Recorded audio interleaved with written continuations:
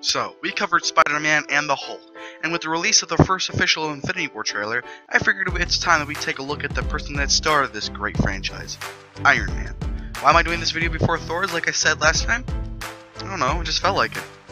Anyway, let's get to it. For a base feat of strength, we can look to all those times Tony has carried someone through the air, or just lifted someone off their feet. The average human male weighs roughly 190 pounds, and the average woman weighs 156, and since we've seen Tony do both, we can slap that in for his base strength.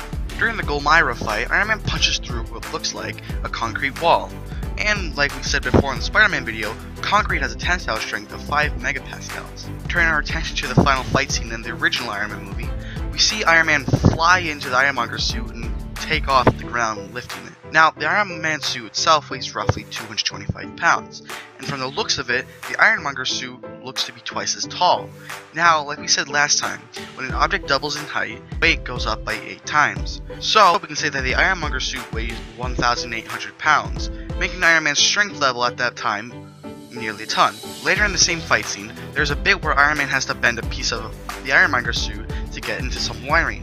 The Ironmonger suit is made of a type of steel. From the looks of it, it looks like steel alloy 1040, cold drawn.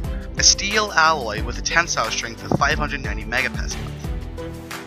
In Iron Man 2, during the highway fight scene, right at the very start, we see Iron Man kick this car quite a distance away. Now, according to the Internet Movie Car Database, this car was a BMW Series 3890, a car with a curb weight of 3,295 pounds up to 4,010 pounds.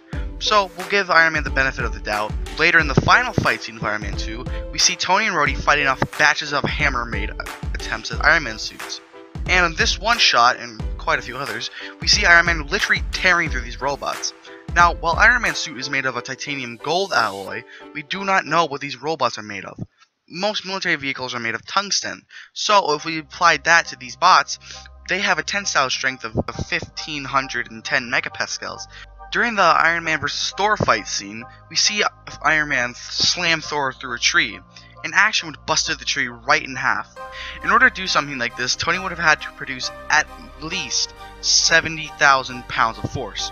That's 35 tons, which is an extreme step up from his showing in Iron Man 2 with that car.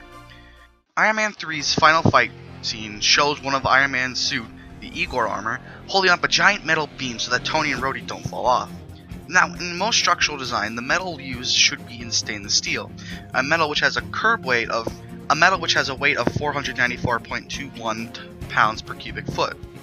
So, now we have to measure the beams. The bottom piece looks to be 69 inches tall, shut up, reason being that Robert Downey Jr. is 5'9", or 69 inches, and, well, the suits are meant for him anyway.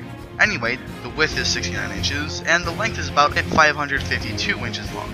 So, this piece has a volume of 2,682,072 inches, or 1,520 cubic feet, making its weight 751,199 pounds, or 375.6 tons. But what about these uprights here? Well, from the looks, they have the widths to be 69 inches long, and their heights are both 1,224 inches. So, the two uprights both have volumes of 5,913,162 cubic inches, or 3,421 cubic feet, meaning the two uprights have a weight of 1,691,166.85 pounds, or 845.85 tons, meaning that the Igor armor was able to hold up a total of 2,066.76 tons in that scene. Now, of course, the suit wasn't really lifting it, but even then, the only difference between the Igor armor and the normal Iron Man suit is the fact that this little Igor armor has a little piece which allows it to do such things. Not to mention when Tony went ham on Hulk in Age of Ultron. And while I am a 15-year-old boy, could not figure out that kind of math, I knew I had a job to do to make sure you guys got the full details, so I looked around, and according to Rhett Allen, I hope I said that right, a professor of physics and author of the science blog Physics, those punches would have required the Hulkbuster suit to put out at least 20,000 newtons of force each.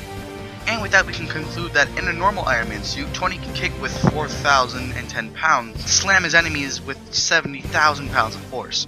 And in special suits, he can lift over 2,066 tons, and exert forces of 20,000 newtons. Thanks for watching, like and subscribe for more videos, and don't forget to comment down below with ideas for next videos. And with that, it's time for a recharge.